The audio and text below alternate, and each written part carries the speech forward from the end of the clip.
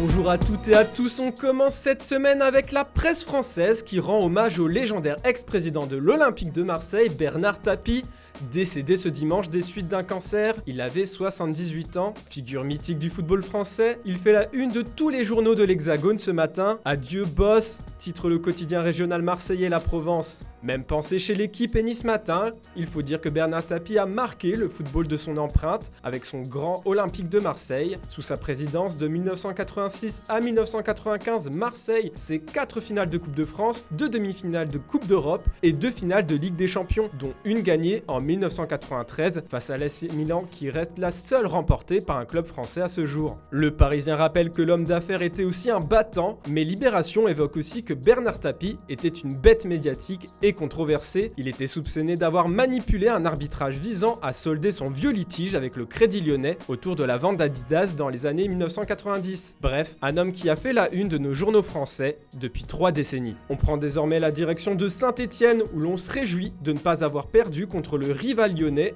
un but partout. Comme une victoire, peut-on lire sur la une de l'édition stéphanoise du Progrès. Les Verts restent derniers à égalité avec Brest, 4 points, mais leur prestation est porteuse d'espoir. Réduit à 10, les Gaunes, pour leur part, pourront regretter les occasions manquées. Un nul et des regrets, titre cette fois le Progrès pour l'impression lyonnaise. Surtout que les Stéphanois ont égalisé au bout du temps additionnel sur penalty. Mais la surprise était sur la pelouse de Rennes, où les Bretons se sont imposés contre l'ogre parisien 2-0. C'est la première défaite du Paris Saint-Germain cette saison. Pour le Parisien, Paris a des raisons d'être inquiet. Le trio Messi, Mbappé et Neymar est complètement passé à côté de son match, surtout le dernier membre du groupe. La presse espagnole a également été étonnée de voir le leader français tomber ce week-end, surtout avec Messi comme métronome. Mais nous prenons d'abord la route de l'Angleterre où la presse britannique est devenue complètement folle après le chef-d'œuvre de Mohamed Salah contre Manchester City. Salah n'est pas de ce monde pour le Daily Mail. Un moment de génie pour le Times. Son entraîneur Jürgen Klopp assure qu'on entendra encore parler de ce but dans 50 ans. Avec ce but, le roi égyptien met en lumière son bon début de saison. Il a marqué 9 buts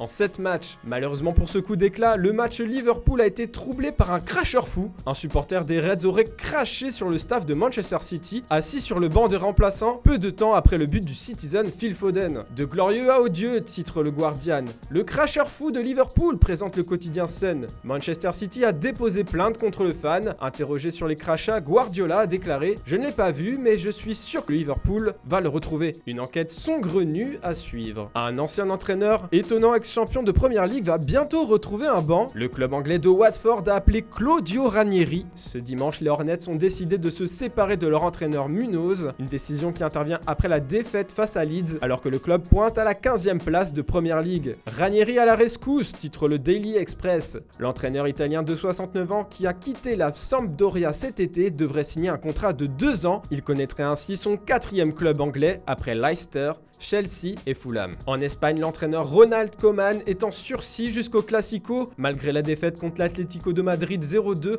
Ronald Koeman s'est montré soulagé des propos de Joan Laporta au sujet de son avenir qui a démenti les rumeurs annonçant son licenciement. Nous ne sommes pas là depuis très longtemps. Malgré les résultats, Ronald Koeman continuera à entraîner le Barça. Il est sous contrat et on espère qu'on va retrouver le chemin de la victoire et je sais qu'il fera tout ce qui est en son pouvoir pour y arriver. Je demande aux fans de faire confiance au coach. Il le mérite. Le coach néerlandais pourra profiter de la trêve hivernale pour préparer le retour de Jordi Alba, Pedri, Kun Agüero et Ousmane Dembélé. Des renforts pour Koeman, explique le quotidien Sport. Des renforts pour, enfin, retrouver les joies d'une victoire et battre, peut-être, le Real Madrid le 24 octobre prochain. En Italie, Koulibaly se rebelle contre les cris racistes, présente la Gazzetta dello Sport sur sa une. 3 joueurs de Naples ont été ciblés par quelques supporters de la Fiorentina, avec des hurlements survenus immédiatement après le coup de sifflet final de l'arbitre Spinoza. Mais la honte ne s'est pas arrêtée là. Après avoir répondu aux questions des journalistes pour les besoins d'un diffuseur à hauteur du tunnel menant au vestiaire, Koulibaly a entendu depuis les tribunes une injure qui lui était adressée